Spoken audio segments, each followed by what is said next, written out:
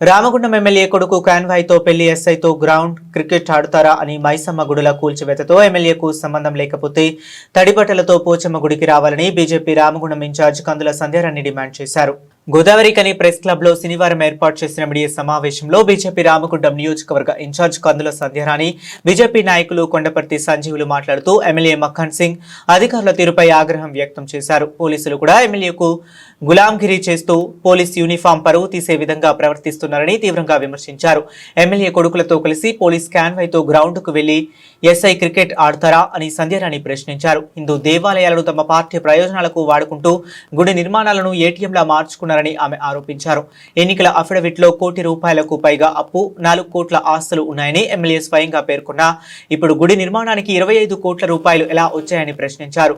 అధికారులు ఎమ్మెల్యే కనుసైగల్లో పనిచేస్తున్నారని ఆమె ఆరోపించారు. గత 2 ఏళ్లకే ఇవాళ ఇక్కడ ఎమ్మెల్యే రాజ్ ఠాకూర్ మక్కాన్ సింగ్ గెలిచినప్పటి నుంచి మీ కనుసన్నలలో ఎమ్మెల్యే కనుసన్నలలో కార్పొరేషన్ అధికారులు ఇక్కడ పూర్తిగా పోలీసు పనిచేస్తూ ఉన్నది మన కళ్ళ ముందు కనబడతా ఉంది. ఇవాళ అధికారుల తొందరపాటు కాదు, పూర్తిగా అధికార దుర్వినియోగం చేసేది మీరు. ఇవాళ అధికార కార్యక్రమాలలో మీరు పాల్గొని ఎట్లా ప్రారంభోత్సవాలు చేస్తారు? ఇవాళ ఎమ్మెల్యే మక్కాన్ సింగ్ జై శ్రీరామన్న, నిన్న కాంగ్రెస్ పార్టీ నాయకులు ప్రెస్ మీట్ అరేంజ్ చేసి తీవ్రమైన పదజాలంతో భారతీయ జనతా పార్టీ నాయకులను దుర్మార్గులని, దద్దమ్మలని ఏది పడుతుంది మాట్లాడారు. అయితే మీరు 1 వేలు చూపిస్తే మేము 4 వేలు చూపించగలుగుతాం, కానీ మాకు మా మాతృ సంస్థ సంస్కారం ఇచ్చింది, అది మా రక్తంలో ఒకటి ఉన్నది. కాబట్టి మేము అట్లా మాట్లాడలేము. ఈ విధంగా ఏదన్నా ఉంటే సబ్జెక్టు మీదనే డిస్కషన్ చేయాలి తప్ప వ్యక్తిగతంగా మా నాయకులను దూషించడం కాంగ్రెస్ నాయకులు మానుకోవాలని చెప్పేసి వారి విచక్షణకు దీన్ని వదిలిపెడతా ఉంది. అదేవిధంగా వారు నిన్న మాట్లాడుతూ ఏమంటారు అని చెప్పేసి అంటే, ఏదైతే కూల్చివేతలు దారి మైసమ్మ ఆలయాల కూల్చివేతలు జరిగినాయో దానికి మాకు ఎటువంటి సంబంధం లేదు.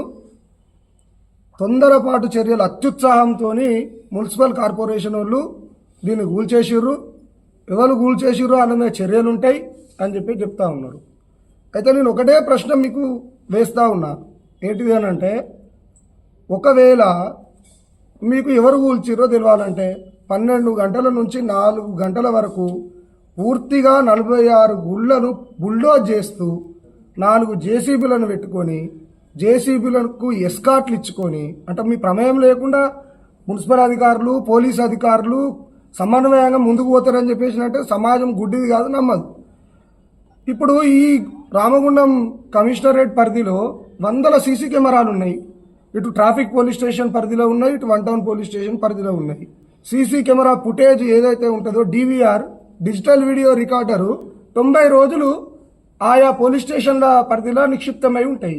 మీరు తీయండి అన్న, 12 గంటల నుంచి 4 గంటల వరకు ఎవరెవరు బుల్డోజర్లు పెట్టిర్రు, ఎవరెవరు జేసీబీలను పెట్టిర్రు, జేసీబీలకు ఎస్కాట్లు ఎవరు ఇచ్చిర్రు, ఎవరైనా మీ నాయకులు ఉన్నారా లేరా అని చెప్పేసి ప్రభుత్వం మీదే కదా, పోలీస్ యంత్రాంగం మీదే కదా.